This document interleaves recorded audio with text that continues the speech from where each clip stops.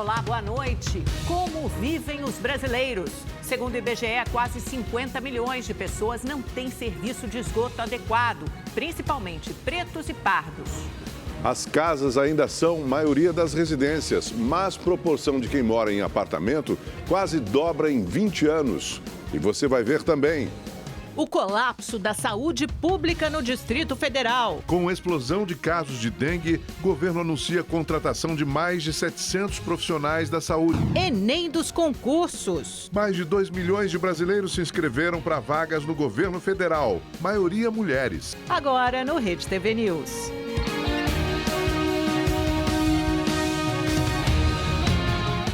A Defesa Civil de Minas Gerais está em alerta máximo por causa dos temporais registrados nas últimas horas. Os moradores amanheceram com as casas cheias de lama em Porto das Cachoeiras, distrito de Governador Valadares. Foram 150 milímetros de chuva em poucas horas. Em Belo Horizonte, choveu nessa manhã 20% do volume esperado para todo o mês de fevereiro. Uma árvore centenária caiu, derrubando postes e fios de alta tensão.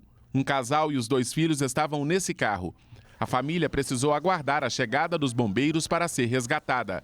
Muita tensão, ansiedade, mas eles entenderam que a condução deveria ser essa, permanecer no carro. E nós tentamos, eu e minha esposa, acalmá-los, rezamos, agradecemos a Deus por esse livramento que realmente nós vivenciamos. Nessa situação, devido ao risco de eletrocução, o procedimento correto de segurança é aguardar no veículo. Após o desligamento da energia, a gente fez a retirada dessa família em segurança, todos estão bem. A chuva forte também causou destruição em Pouso Alegre, no sul de Minas. A inundação invadiu casas e comércios. Pelo amor de Deus, né? Tudo. Um motociclista arrastado pela enxurrada foi salvo por bombeiros que precisaram usar técnicas de rapel. Resgate do motoqueiro que a água levou. O alagamento também surpreendeu motoristas que passavam pela rodovia Fernão Dias. Alguns precisaram buscar abrigo no teto do carro. A Defesa Civil de Minas Gerais mantém o alerta para temporais até às 8 horas da manhã deste sábado. 74 cidades estão em situação de emergência por causa da chuva no estado. E um temporal abalou Santa Isabel, no interior de São Paulo. 100 milímetros de chuva foram registrados em apenas um dia. Alagamentos deixaram a cidade em estado de emergência. Ruas e carros foram cobertos pela água. Um ônibus encarou o alagamento e deixou carros quase submersos. As aulas em escolas estaduais tiveram que ser suspensas. Nossa, que perigo. Em Assis, no interior do Acre, a cheia do rio deixou 73 famílias desabrigadas. De acordo com a Defesa Civil, o nível do rio chegou a 12,56 metros e passou a cota de transbordamento para a região. Mais de 270 pessoas foram atingidas pela enchente. 194 foram levadas para abrigos montados em um ginásio e uma escola local. As outras foram levadas para a casa de amigos e parentes. Com a subida do nível do rio lá em Assis Brasil, transbordou, mais de 50 famílias foram retiradas, algumas colocadas em abrigos, e o Estado esteve lá presente em apoio à Coordenadoria Municipal de Defesa Civil em assistir essas famílias, o Corpo de Bombeiros, a equipe da Polícia Militar, DERAC, Assistência Social, para apoiar o município naquilo que fosse necessário. Em Rio Branco, cerca de 500 famílias estão atingidas pelas águas de igarapés que transbordaram nesta sexta-feira. Foram 48 horas de chuva forte. O Rio Acre marcou 13 metros e 67 centímetros, atingindo a cota de alerta, e a Defesa Civil adiantou que existe o risco do manancial transbordar ainda hoje. Nós saímos de uma média para uma grande enchente. Aos 16 metros já é uma grande enchente, 15,99 é uma média enchente, Isso pode acontecer nesse final de semana.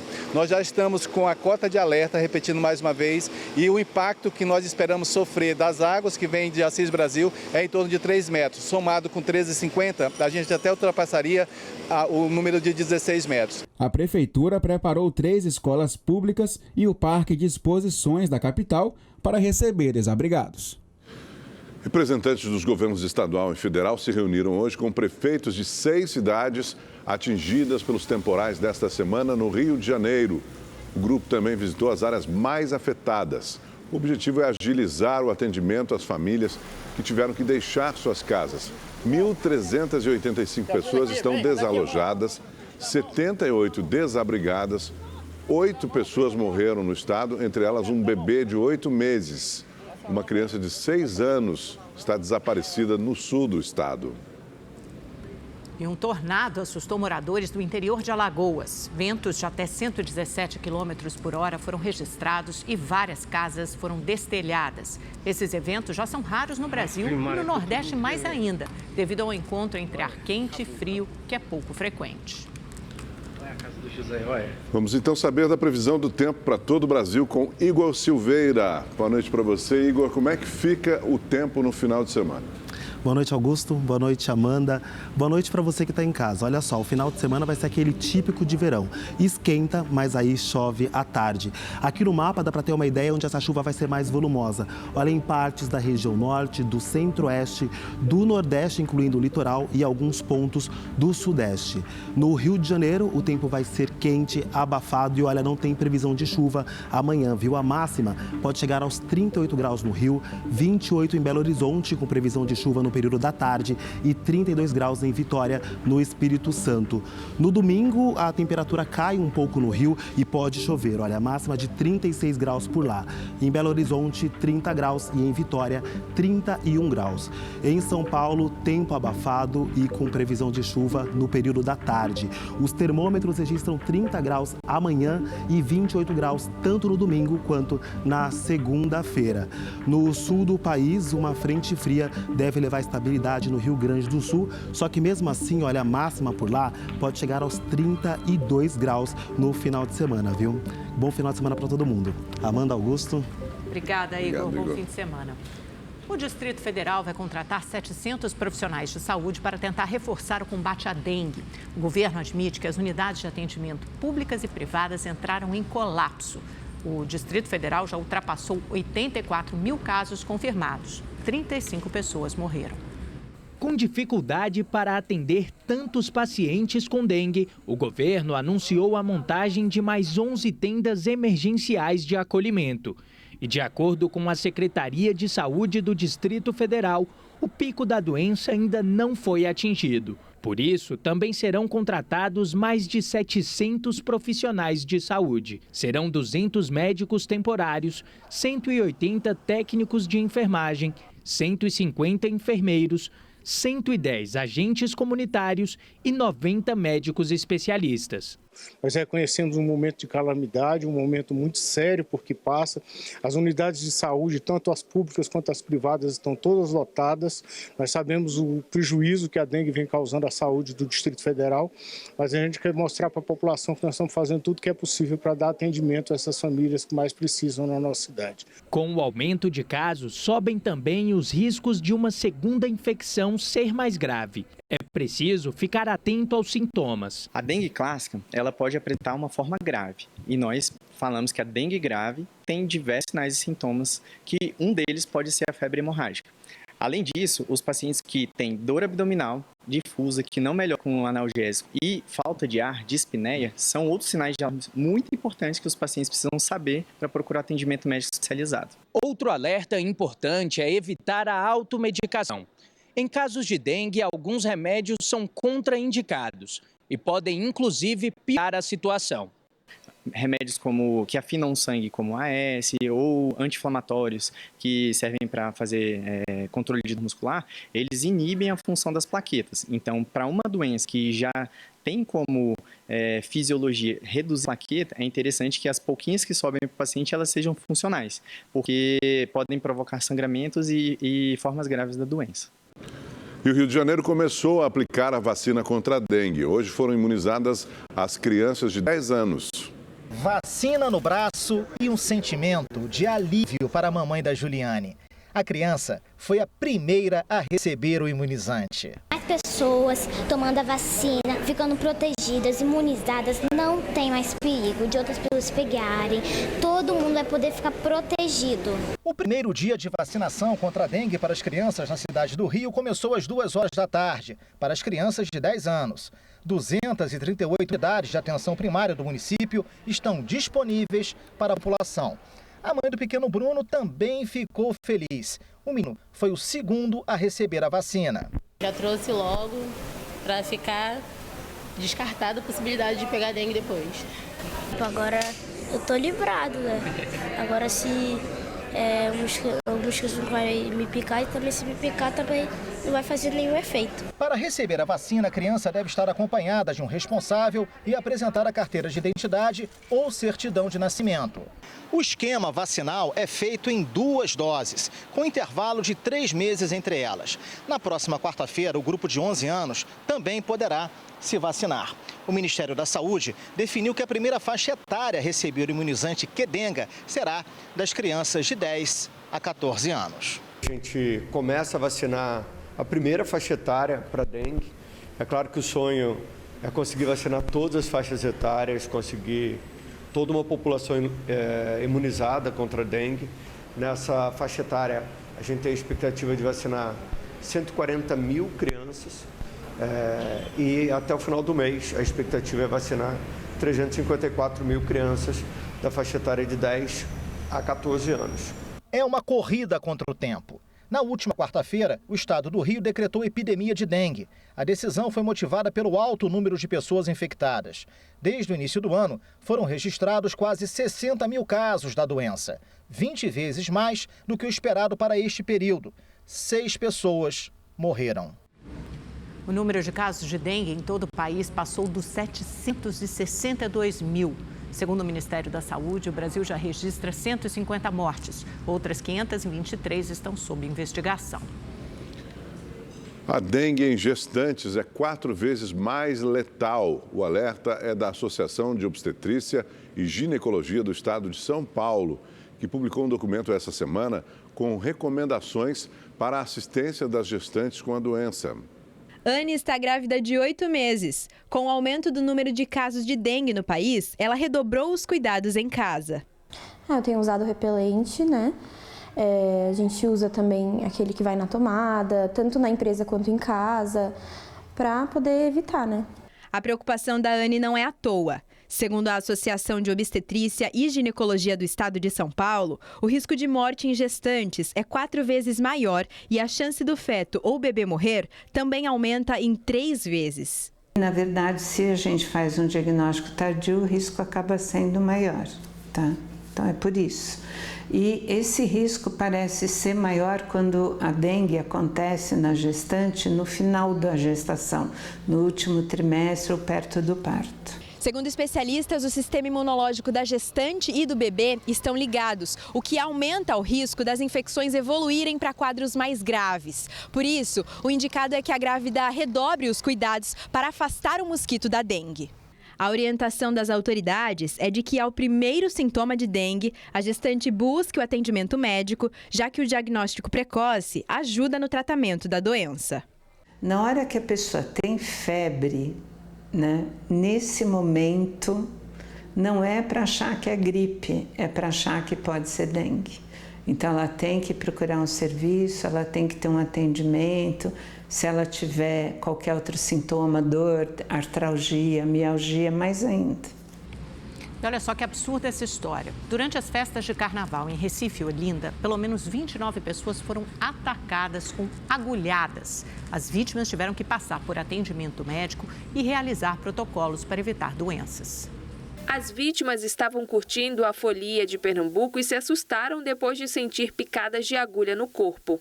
Os ataques aconteceram em Olinda, no desfile do Galo da Madrugada, em shows no Marco Zero e em outros lugares. Não se sabe o que tinha nas agulhas, nem se estavam contaminadas. Por isso, todas essas vítimas receberam atendimento neste hospital em Recife. Elas realizaram um protocolo para o risco de contrair o HIV, que consiste em atendimentos clínicos, coleta de exames, prescrição de medicamentos e profilaxia pós-exposição. Uma série de medicamentos que devem ser tomados em 28 doses, uma por dia. O infectologista alerta para que as pessoas afetadas mantenham a atenção para qualquer sintoma. A grande preocupação que tem é após 72 horas. Nesse caso é só monitorização, acompanhar os casos, fazer exames a cada 3 e 6 meses para poder definir se houve transmissibilidade ou não. Apesar de muito baixa, sabemos que há necessidade sim de acompanhar e entender o que é que está acontecendo. Não é a primeira vez que pessoas levaram agulhadas no Carnaval de Pernambuco. Em 2019, quase 300 pessoas foram vítimas do mesmo crime. A Polícia Civil chegou a divulgar retratos falados de 2 suspeitos, mas até hoje ninguém foi preso. Tentamos contato com a Secretaria de Defesa Social para saber se os casos estão sendo investigados ou se alguém já foi preso, mas não recebemos retorno. Uma mulher morreu após ser baleada durante confronto entre criminosos na comunidade Gardênia Azul, na zona oeste do Rio de Janeiro. A pastora Marta de Jesus Gomes, de 44 anos, estava na porta de casa quando foi atingida na cabeça e nas costas. Ela foi socorrida, mas não resistiu. A Delegacia de Homicídios ainda investiga de onde partiram os disparos. Subiu para 32 o número de mortos na Operação Verão da Polícia Militar no litoral de São Paulo. De acordo com a PM, o suspeito atirou contra os agentes durante uma abordagem em São Vicente. As armas usadas na ação foram encaminhadas para a perícia. A Operação Verão já prendeu 737 criminosos, incluindo 275 procurados pela Justiça. Mais de 512 quilos de drogas e 86 armas foram apreendidas. A operação foi intensificada na Baixada Santista depois do assassinato do PM da Rota, Samuel Wesley Cosmo, no dia 2 de fevereiro. Com a chegada da Força Nacional, quase 600 agentes de segurança participam das buscas por 2 integrantes do Comando Vermelho que fugiram do presídio de Mossoró, no Rio Grande do Norte, presídio de segurança máxima, né? Hoje, o irmão de um dos foragidos foi preso no Acre. Johnny Nascimento tinha um mandado de prisão em aberto e foi condenado por roubo e participação em organização criminosa. Ele é irmão de Deibson Nascimento, que é um dos fugitivos. Parte do esforço policial continua concentrado na região de Mossoró. Mas a Polícia Federal também trabalha com a hipótese de que os 2 presos estejam escondidos em alguma cidade do interior do Ceará. As mulheres são maioria entre os que vão fazer o concurso nacional unificado. O Ministério de Gestão e Inovação divulgou o perfil dos candidatos do concurso com mais de 2,5 milhões de pessoas inscritas. A Juliana trabalha numa agência de comunicação, mas decidiu mudar de carreira. A jornalista e advogada agora quer ser servidora pública e resolveu disputar uma das 6.640 vagas do concurso nacional unificado. A carreira de gestão é uma carreira que me interessa e eu acho que eu aproveito bem tanto o jornalismo quanto o direito no exercício dessa função. E, objetivamente, eu vou muito em busca de uma estabilidade, de uma melhor condição de trabalho. Assim como a Juliana, cerca de 1.200.000 mulheres vão fazer o exame. Elas representam 56% das pessoas inscritas, segundo o Ministério de Gestão e Inovação. A gente hoje em dia tem dentro do setor público é quase que o inverso disso, né? No governo federal, o setor público federal a gente tem 46% de mulheres e 54% de homens, então é interessante essa inscrição também para fechar um pouco esse gap. No total, mais de 2,5 milhões de pessoas se inscreveram, mas 512 mil não pagaram a taxa ou não conseguiram a isenção e não vão fazer a prova. Os candidatos são de 5.555 municípios. 16,5% recebem até um salário mínimo. 476 mil vão concorrer a uma vaga por cotas, sendo 420 mil negros, 45 mil pessoas com deficiência e 10 mil indígenas. As provas vão ocorrer em 220 cidades de todas as regiões do país. Elas serão aplicadas no dia 5 de maio. A previsão é que o governo convoque a maior parte dos aprovados já em agosto. 21 órgãos vão participar do concurso. A partir de 25 de abril, as pessoas têm que estar atentas para confirmarem dentro da sua página de inscrição o seu local de prova, para ter certeza que recebeu o local de prova, que está a cidade correta, etc. E carteira de identidade e chegarem 1 hora antes do horário previsto para não ter nenhum tipo de ter que sair correndo e passar por baixo do portão. Dados divulgados hoje pelo IBGE mostram que o acesso à rede geral de esgoto melhorou no país nos últimos 20 anos, mas ainda assim é um desafio, está muito longe do desejado. Apenas 60% da população tem acesso a esse serviço.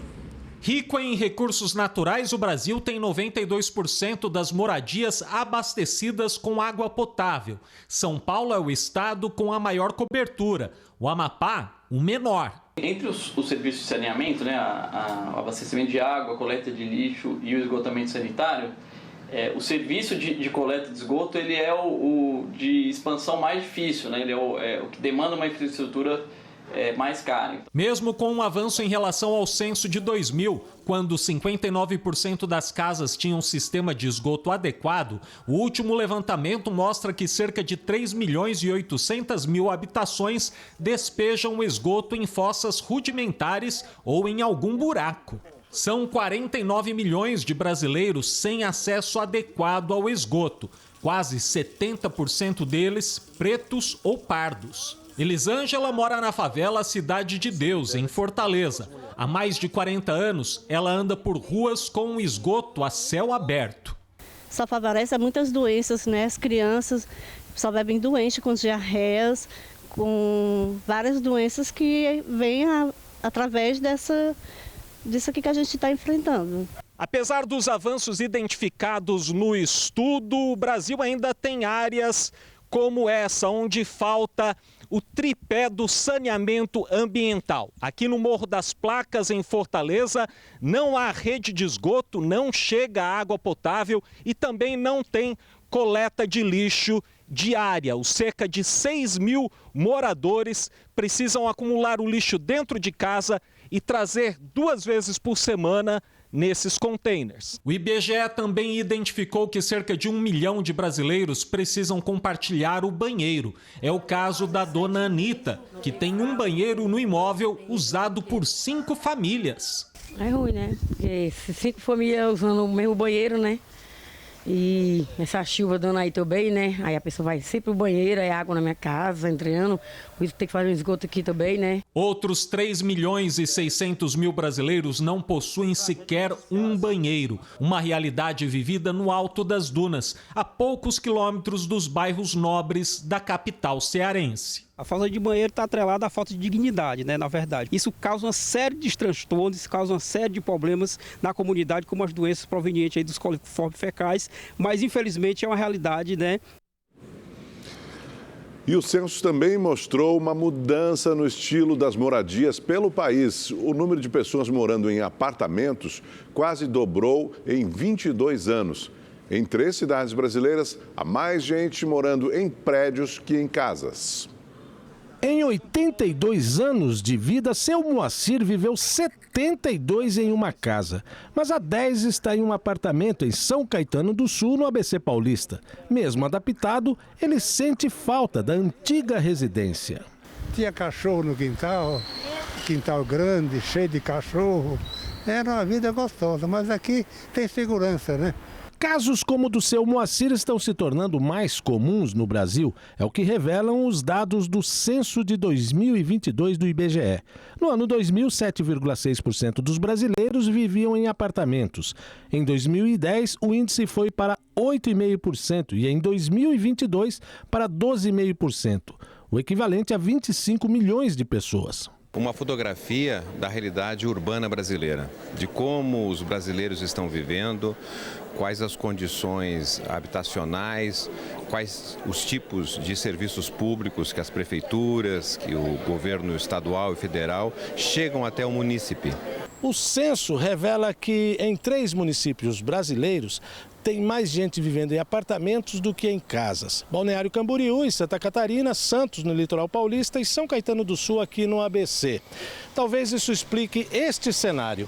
Uma casa espremida entre prédios, um prédio, ali tem outra casa e outro prédio.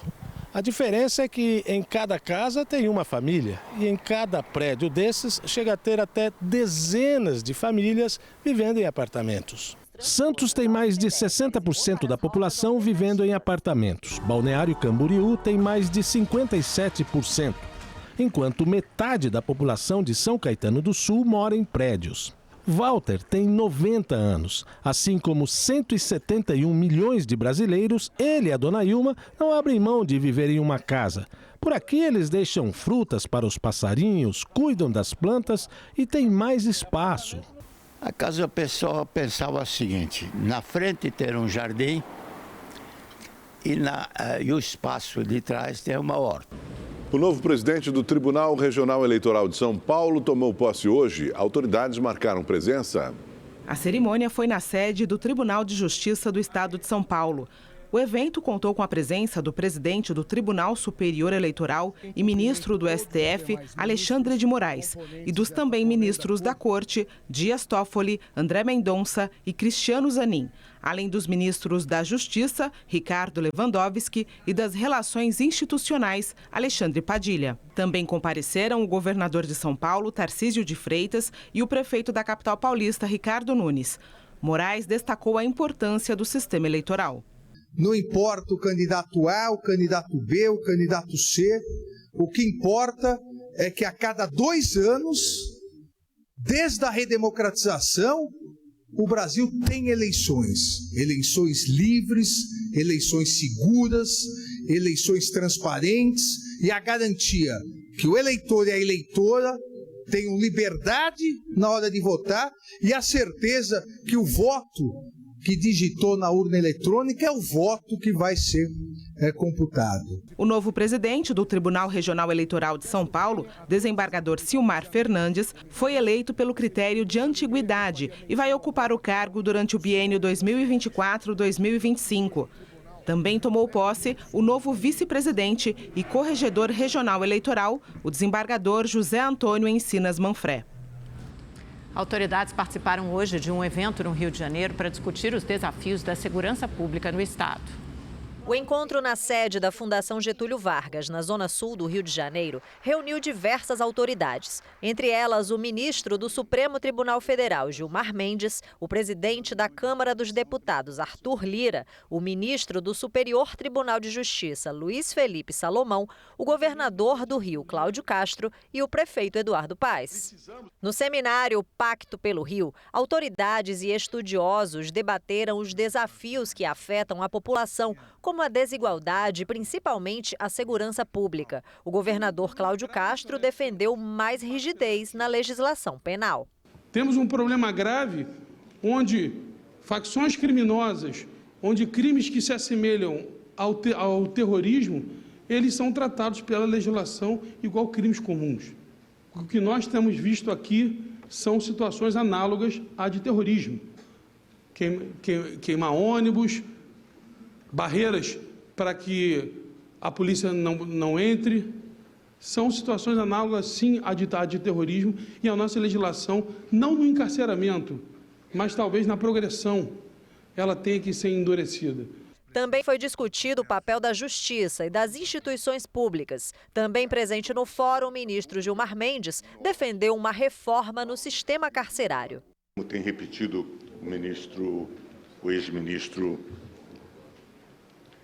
o ex-ministro Raul Jungmann, que as prisões e as nossas prisões são home office do crime.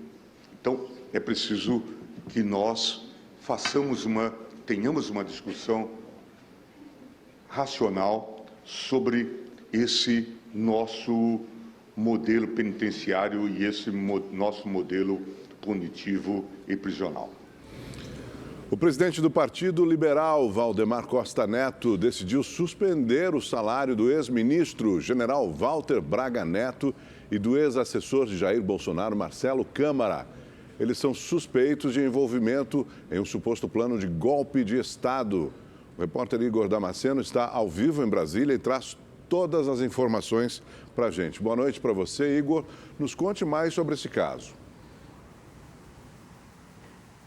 Augusto, boa noite a você, também a Amanda, boa noite a todos. A decisão vale por tempo indeterminado. O general Walter Braga Neto recebia algo em torno de R$30 mil e Marcelo Câmara, 20 mil. De acordo com interlocutores do Partido Liberal, Valdemar da Costa Neto tomou essa decisão porque os dois investigados não têm dado expediente no partido, justamente porque estão proibidos pela Justiça de manter contato. De acordo com as investigações, Marcelo Câmara teria ajudado a formular uma minuta com teor golpista que decretaria a prisão do ministro da Suprema Corte, Alexandre de Moraes, e iria impedir que o presidente Lula assumisse a presidência da República. E Braga Neto seria um dos encarregados por conseguir a adesão de militares ao golpe. As investigações ainda apontam que o presidente do Partido Liberal sabia do esquema. Os três estiveram ontem aqui na sede da Polícia Federal para prestar depoimento.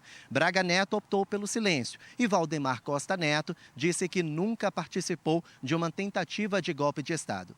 Nos bastidores, o que se fala é que a defesa de Marcelo Câmara tenta homologar um acordo de delação premiada com a Polícia Federal e, para isso, quer marcar um novo depoimento.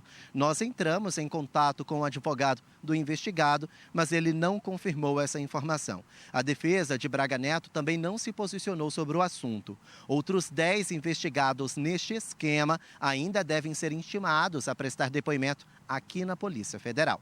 Voltamos ao estúdio. O presidente Lula participa agora de um evento na Petrobras para anunciar investimentos em projetos culturais organizados pela companhia. A iniciativa irá destinar 250 milhões de reais da Lei Rouanet, da Lei do Audiovisual, a projetos e iniciativas culturais. A repórter Natália Fonseca acompanha o evento e vai trazer os detalhes ao vivo do Rio de Janeiro. Boa noite para você, Natália. Nos conte mais desse evento.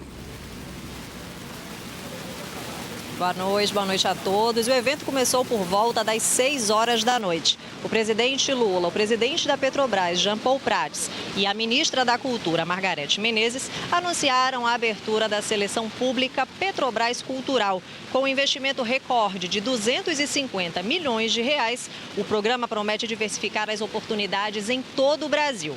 Entre os segmentos que poderão participar da seleção estão espaços culturais, espetáculos artísticos, exposições, produções de filmes, projetos digitais, entre outros. As inscrições podem ser realizadas até o dia 8 de abril. O encontro de hoje fez parte de uma sequência de agendas do presidente aqui no Rio. Durante o discurso, Lula voltou a criticar a postura israelense na guerra com o Hamas e disse que o governo de Israel faz genocídio de mulheres e crianças. Mais cedo, Lula participou da inauguração do terminal Gentileza. Vamos conferir como foi esta inauguração na reportagem de Tony Vendramini. Ao chegar ao local da cerimônia, Lula e o prefeito Eduardo Paes andaram de VLT. Depois seguiram para o palco, onde descerraram a placa de inauguração do BRT Transbrasil e do terminal intermodal Gentileza. Ao discursar, o presidente criticou o atraso de 7 anos para a entrega das obras. O contrato com a Caixa Econômica Federal foi assinado em 2013. De 2013 para 2024 são 11 anos. Por isso foi importante a volta do Eduardo, para que a gente possa construir as coisas que o povo necessita e com certa urgência. O BRT Transbrasil, que começa a operar amanhã, é o corredor exclusivo de ônibus da Avenida Brasil. Ele terá 20 estações, mas na primeira etapa, os veículos vão circular somente entre a Penha, na Zona Norte, e o terminal Gentileza. A via também contará com um sistema de ônibus expresso para transportar passageiros do Aeroporto Internacional do Galeão. Ao discursar, Paes disse que o novo corredor vai reduzir o tempo de deslocamento de quem precisa trabalhar. Mas aqui, todos os modais de transporte, BRT, VLT e ônibus vão se encontrar. A gente estava agora com a dona Andréia. Cadê a Andréia? Está ali. Que mora no Amarelinho, ali no Irajá. Vem muito ao centro da cidade. E a vida dela, presidente, vai deixar de ser uma viagem de 2 horas, 2 horas e meia, para ser uma viagem de 20, 25 minutos. Já o Terminal Gentileza vai conectar o BRT Transbrasil, o VLT e linhas de ônibus municipais. O nome escolhido para a estrutura é uma homenagem a um dos personagens mais curiosos dessa região do Rio. José Datrino, o profeta Gentileza, morreu em 1996. Nos anos 80, vestido de branco e com uma longa barba, ele deixou pelos viadutos da região portuária textos com pregações. A mais famosa delas diz que gentileza gera gentileza. Lula elogiou a escolha do nome e a obra. Então, quando eu venho inaugurar um terminal com o nome Gentileza, gera gentileza, a gente só pode dizer que finalmente aqui no Rio de Janeiro o amor venceu o ódio. E falou abertamente sobre o apoio a Eduardo Paes, candidato à reeleição este ano. Em jogo está a possibilidade do PT receber em troca a indicação para vice-prefeito. Então o que vocês estão recebendo hoje é uma entrega de uma prefeitura que tem compromisso com o povo do Rio de Janeiro. Então nós precisamos ter em conta de aprender uma lição. Vai ter eleição outra vez esse ano. Vai ter eleição. E a gente não pode votar no imbecil que fala mais bobagem. A gente não votar no imbecil que mais agride os outros. A gente tem que saber quem é que a gente escolhe para ser vereador, quem é que a gente escolhe para ser prefeito, porque é essa gente que vai mudar ou piorar a qualidade de vida da gente. Faltando menos de 2 meses para Páscoa, o preço dos ovos de chocolate aumentou quase 4% se comparado com o ano passado. Um dos motivos foi o impacto das mudanças climáticas nas lavouras de cacau. A dona Terezinha corre para garantir os ovos de Páscoa da família. Eu fico apavorada para comprar, eu tenho medo de não achar depois. Mas quem, assim como ela, já foi atrás dos ovos, percebeu que os preços não estão nada doces. Aumentou bastante. Bastante mesmo. Chocolate, então, tá preço bem absurdo mesmo. Segundo a Associação Paulista de Supermercados, a APAS, o preço do chocolate está cerca de 3,8% mais caro do que no ano passado, quando o produto teve a maior alta em 6 anos. Tem a ver com efeitos climáticos, né, que tem afetado o mundo inteiro, e isso diminuiu muito a oferta do cacau. E essa redução de oferta fez o preço dele avançar quase 70% nos últimos 12 meses. Nesse supermercado na Zona Sul de São Paulo, por exemplo, é possível comprar a casca de chocolate e montar o próprio ovo de Páscoa. Uma opção que pode sair bem mais em conta do que o produto vendido pronto. Mesmo com o aumento do preço dos ovos, segundo a APAS, a expectativa é que as vendas neste ano cresçam 4,5% se comparado com o ano passado. O seu Nunes está otimista e, para impulsionar as vendas nessa época, ele adotou uma estratégia diferente. Todos os anos a gente faz isso, é uma tradição, já há mais de 30 anos que a gente abre as lojas 24 horas. Mas esse ano a gente começou 40 dias antes, abrindo 24 horas. A Valdenice compra chocolate para vender e presenteia amigos e familiares com ovos de Páscoa. Eu já fico me cobrando bem antes. Vó, você não vai fazer os ovos de Páscoa? Esse ano não vai ter, vó? Falei, vou ver. E o Rede TV News desta sexta-feira fica por aqui. Uma boa noite para você. Amanhã tem mais, um pouquinho mais tarde, a partir das 9h30 da noite. Esperamos por você. Tchau, até lá, boa noite.